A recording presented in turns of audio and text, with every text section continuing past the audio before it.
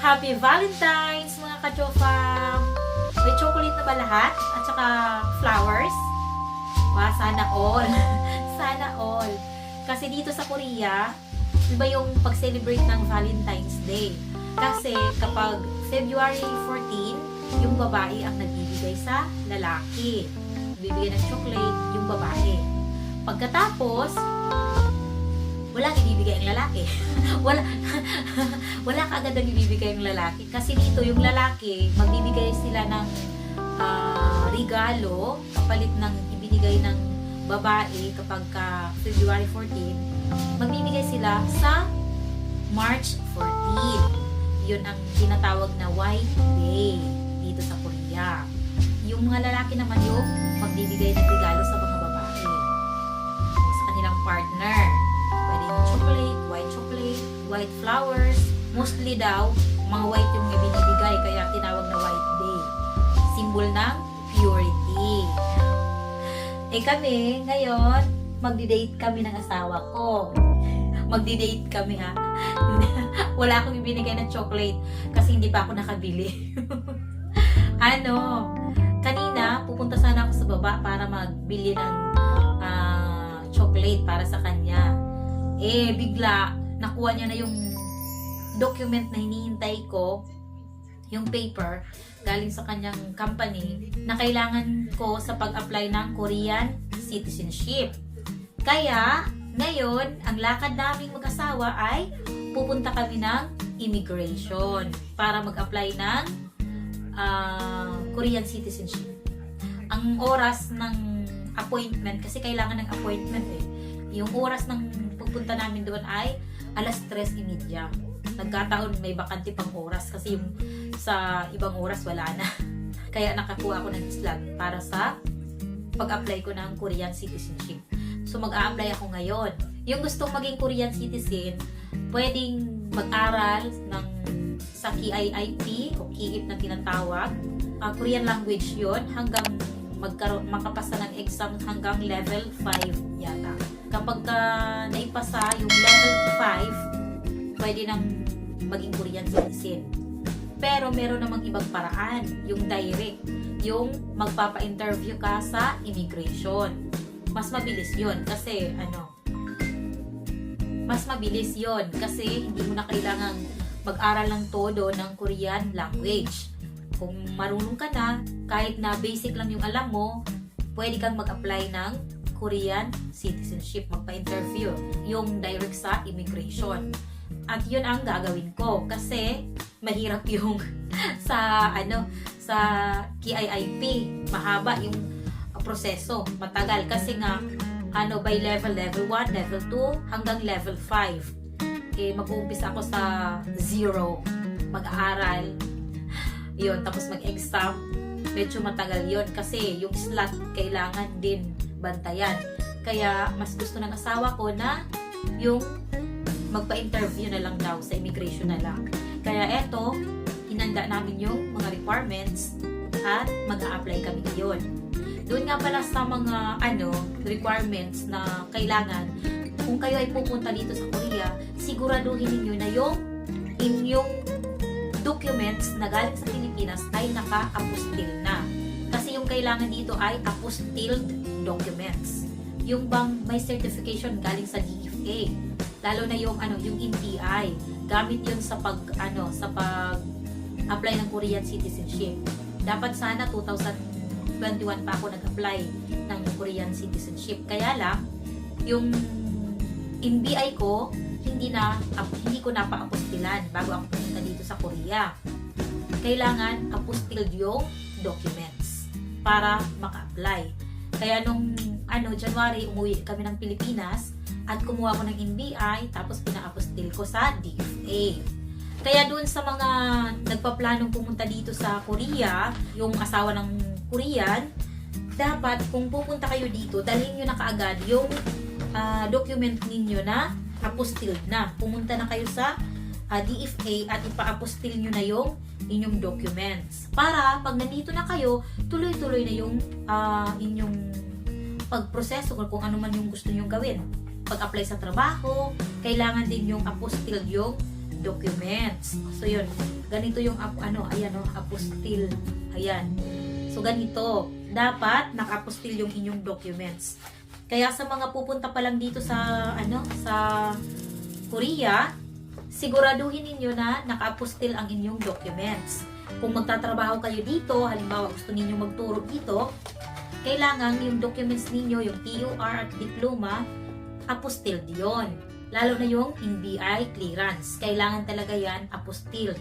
Kasi kailangan yan sa pag-apply sa trabaho at pag-apply ng Korean citizenship. O para hindi na kayo gagastos ulit na bumalik sa Pilipinas, di ba? O kaya naman magpapalakad pa kayo ng inyong papers ulit sa Pilipinas kapag nandito na kayo. O medyo hassle siya at magastos. Kaya yung may papayo ko sa mga pupunta dito sa Korea, kailangan yung documents ninyo na galing sa Pilipinas, kagaya ng NBI clearance, TUR, diploma, yung birth certificate, marriage contract, ipa-apostille na po ninyo sa DFA. Sa DFA po, nag-a-apostille. Iba't ibang branch, pwede yon, diba? Maraming branch naman yung DFA. So, pwede kayong pa-apostille. Madali lang naman yung pagpa-apostille. Kung kayo mismo yung pupunta sa DFA, ipapasa ninyo yung inyong papers, yung mabilis na proseso, doon sa amin sa Bicol, 3 days. 200 yung bayad per document. Pero yung sa Manila yata, yung sa website nila, yung nilagay na kapag mabilis yung pag-process, 2 days lang. Pero sa amin doon sa Bicol, 3 days yung hinintay ko. Kapag regular naman, yung pag-process ng apostille ay 5 days. At ang bayad ay 100 per document. O, makakamura kayo kung kayo na yung mag-process ng papers ninyo, kayo na yung magpa-apostille. Mura na yan. At saka sigurado na pagdating ninyo dito, tuloy-tuloy yung pagproseso ninyo kung ano man yung gagawin ninyo. Pag-apply sa trabaho, pag-apply ng Korean citizenship, mas madali. Hindi na kayo mag-iisip pa na, ay, kailangan kong bumalik sa Pilipinas, kailangan kong magpa-apostille. Sino kaya yung pwedeng babayaran ko na makapagpa-apostille ako ng documents? Mga ganun, mahirap kapag ganun, at saka pera din ang kailangan. Mas mahal na. Yun yung maipapayo ko sa inyo. So ngayon, yung oras kasi ay mag-alas 2:30 na. Alas 2:30, alis kami dito kasi medyo malayo yung immigration. Ewan ko kung ilang minuto. Diba na gulo yun?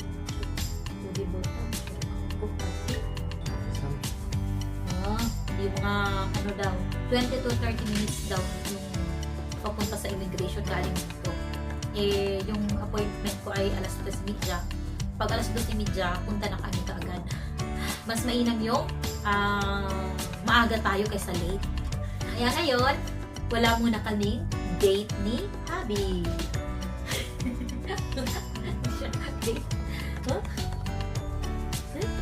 Ay, wala. Ay, wala. Nagkakape pa siya. Habang nanonood. Ay, nako. Ay, nga pala. Kasi yung tinitingnan yung utok eh. Tsadyaso?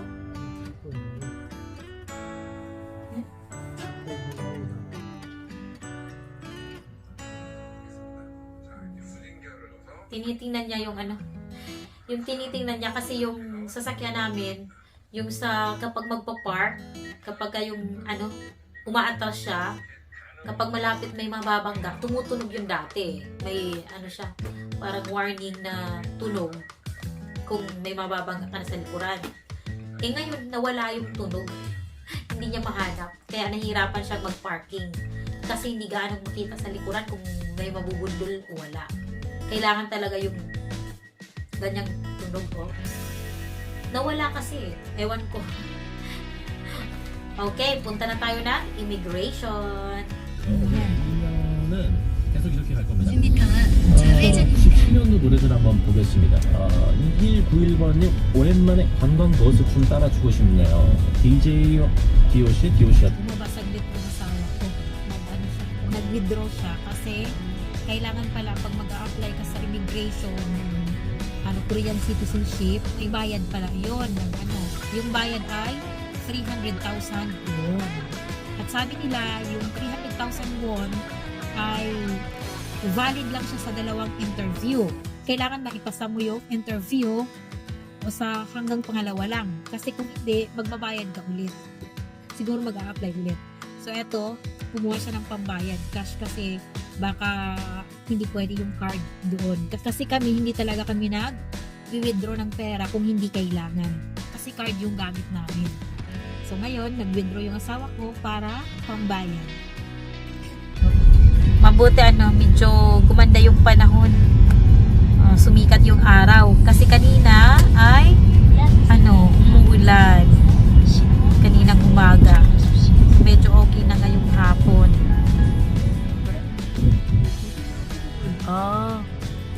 Walang maparkingan.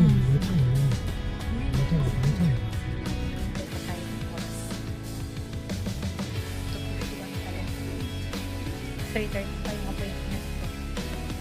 Maaga. Tayo sa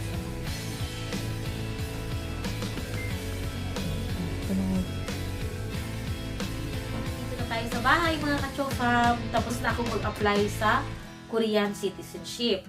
Ngayon, yung gagawin ay maghihintay ako ng 6 months na i-contact ako nila. Kasi sa loob ng 6 months na yan, ang kailangan kong gawin ay mag-aral. Mag-aral lang history ng Korea, yung laws, basta about sa Korea yung pag-aaralan ko. Sa loob ng months na yan, kailangan ko talagang mag-aral. Kasi kapag kumontak sila sa akin, ibig sabihin, mag-i-interview na. Diba? So, kailangan makasagot tayo. Kailangan makapasa tayo sa interview. Kasi sayang ng bayad. Kapag hindi tayo makapasa. Ngayon, walang ibinigay na aklat doon sa immigration. Sabi lang doon ay mayroon yung aklat na pwedeng i-download doon sa kanilang website, yun ang i-download. At saka, bumili na lang daw ng aklat na iba na syempre related pa rin doon sa history ng Korea, ganun, sa laws about sa Korea. So, yun ang gagawin ko. Umpisa ngayong araw, dapat mag-aral na ako. Todo aral. Pero, ewan ko lang, tingnan natin. Umpisa na natin mag-aral. Magsusunog tayo ng kilay para makapasa. So, yun. Hintay na lang ako ng pag-contact ng immigration para sa interview. At sana, makapasa ako. Diba?